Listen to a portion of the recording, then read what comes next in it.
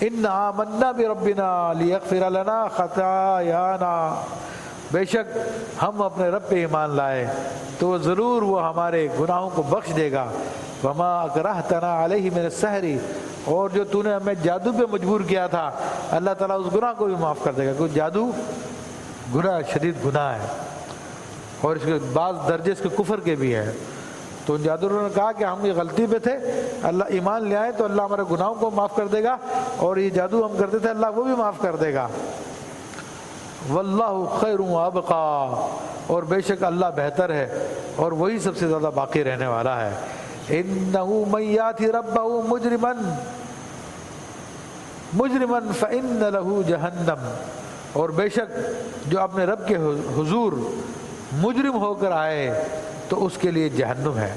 تو ظاہر سی بات ہے جو اس دنیا کی زندگی میں رہتے ہوئے دین اسلام کی مخالفت کر رہے ہیں،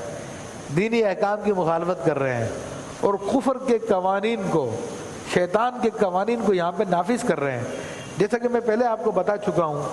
کہ یہاں پر ہمارے قومی اسمبلی میں زنا کاری کی اجازت دے دی گئی ہے کہ مرد عورت اپنی مرضی سے جو ہے زنا کرنا چاہے تو وہ زنا کی تعریف میں داخل نہیں ہے، زنا تو وہ جو زبردستی ہوتا ہے۔ یہ ہمارے اسمبلی میں قانون پاس ہو چکا ہے، اور ہمارا سابقہ صدر وہ بے پردگی کو پھیلانے کے لیے، بے حیائی کو پھیلانے کے لیے عورتوں کی اس نے میراتھن ریس بھی کروائی تھی، اور نہ جانے کیا کیا کرواتے رہے ہیں لوگ، یہ ساری کی ساری بے حیائی کو پھیلانا چاہتے ہیں۔ تو جو اپنے رب کی بارگاہ میں مجرم ہو گیا، یہ مجرم ہے یہ سب کے سب، تو فرماتا اللہ تعالیٰ کہ اس کے لیے جہنم ہے، لا یموت فیہا ولا یحیا، تو جس میں نہ مرے نہ جیے، نہ مرے گا نہ جیے گا، ہمیشہ عذاب بھگتتا رہے گا۔ ومن یاتی مومنا قد عمل الصالحات فاولئک لهم الدرجات العلی، اور جو مومن ہو کر آئے گا اللہ کی بارگاہ میں کہ جس نے نیک اعمال کیے ہوں گے، تو بے شک ان کے لیے اللہ کے یہاں پر بڑے اعلیٰ درجات ہیں،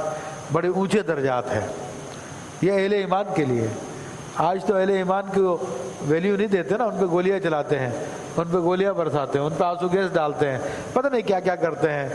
نہروں کے پل توڑ دیتے ہیں، پتہ نہیں کیا کیا کر لیتے ہیں، مگر قیامت کے دن ان کی عزت ہی ہوگی اللہ کے یہاں پہ۔ جنات عدن تجری من تحتها الانہار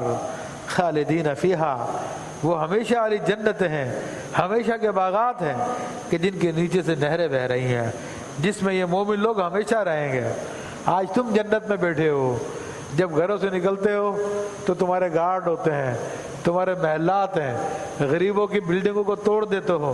نسلا ٹاور کو توڑ دو گے، لیکن بری گالا کے اندر بنے ہوئے محل کے لیے تم جواز نکال لو گے۔ تمہارے حکومتی لوگ، تمہارے طاقتور لوگوں کا اسلام آباد کے اندر فلیٹ بنا ہوا، تو وہ فلیٹ کی پوری بلڈنگ جس نے روڈ کے دونوں جانب گھیر لی ہے، اس کے لیے تم جواز نکال دو گے، لیکن نسلا ٹاور جو عام شہریوں کا ہے اس کو تم گرا کے تم دم لو گے۔ تو ٹھیک ہے، آج تمہارے پاس بہت کچھ ہے، تمہارے پاس بڑی طاقتیں ہیں، مگر اللہ تعالیٰ اس سب کا بیان فرما رہا ہے۔ جو مومن ہے وہ اللہ کی بارگاہ میں آئیں گے اور ہمیشہ رہیں گے۔ وَذَلِكَ جَزَاءُ مَن تَزَكَّىٰ، اور جس نے تزکیہ اختیار کیا